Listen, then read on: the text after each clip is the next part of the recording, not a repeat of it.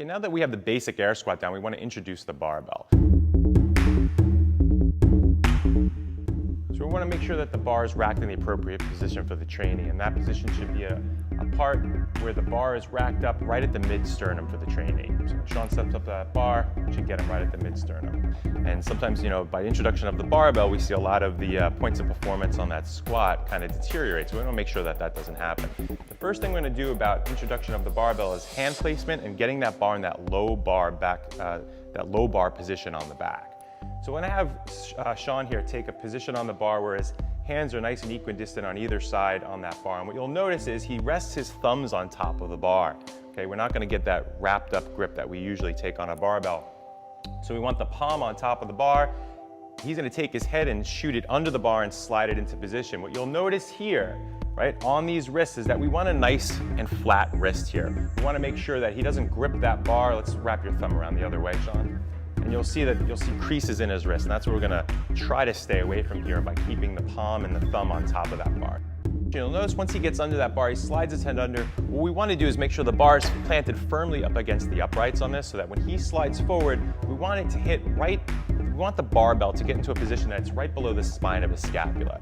And once he gets his elbows up in the air, that's going to create a nice meaty shelf there on top of his posterior deltoid. The narrower he's able to have this grip, the tighter the bar will be on his back. As you extend your grip out, right, you can easily notice that the bar will start to move a little bit, and it relaxes the muscles in his back. So a few things are going wrong here for us, and we don't want that to happen. So we want to make sure that we're getting as narrow of a grip as possible on that bar, so that the bar is staying nice and trapped on the back.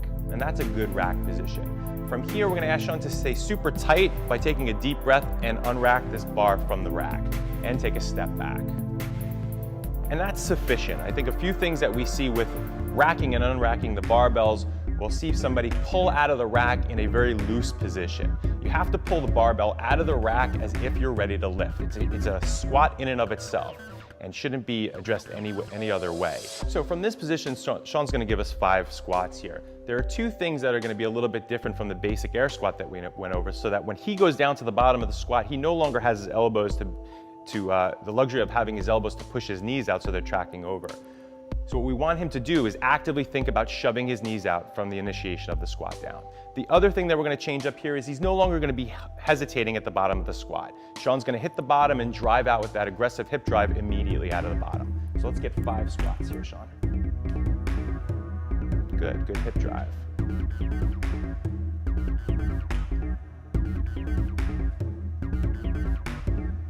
Good, you'll notice throughout the squat, Sean's back was nice and tight. He had a slight inclination forward, and his gaze was maybe about 3 or 4 feet in front of him. Perfect squat. Brian, let's get you under that bar. Good, thumbs on top of the bar, nice flat wrist, finds that rack position, and let's get it. 5 reps, Brian, 5 reps. Good, the entire time also keeping that barbell right over the middle of his foot.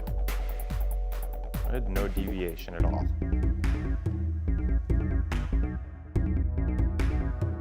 Good position, getting that bar right below the scapula, elbows up, right on that rear delt. Good, nice. Let's unrack that bar, Jeff. Good, take a step back, 5 squats. Good, really drive out of that bottom, don't hesitate at the bottom. Good, there you go. 4, good, 1 more squat. Good drive.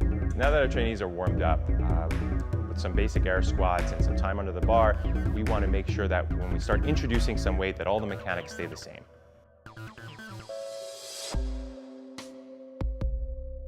Let's get a set of 5 here. Good position on the back.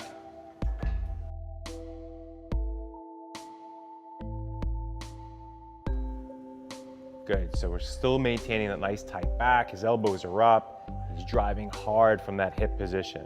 Big drive. Good. There you go, Sean. Nice. Good bottom position, Brian. Hips below knees.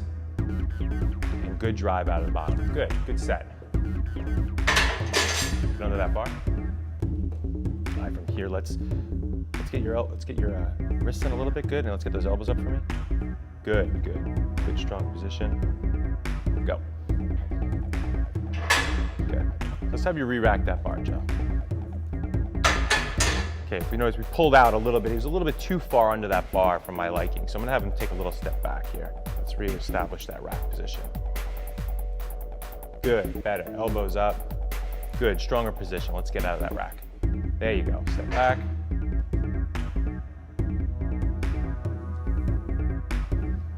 Good, hit that bottom and drive up.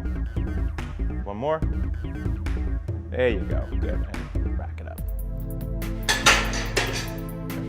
Getting the elbows up is going to help create that shelf on the posterior deltoid so that this bar can rest nicely on that. Also, again, getting that grip as narrow as you can tightens up everything in the back, making sure that this bar doesn't roll around in the back. So we want to talk about re-racking the weight here after your set. And what you want to do is find the uprights. So when you walk into them, you want to literally walk right up into the uprights and drop the bar down. We don't want you to have you searching for the hooks and trying to land on that. So Sean will walk that bar right into the uprights.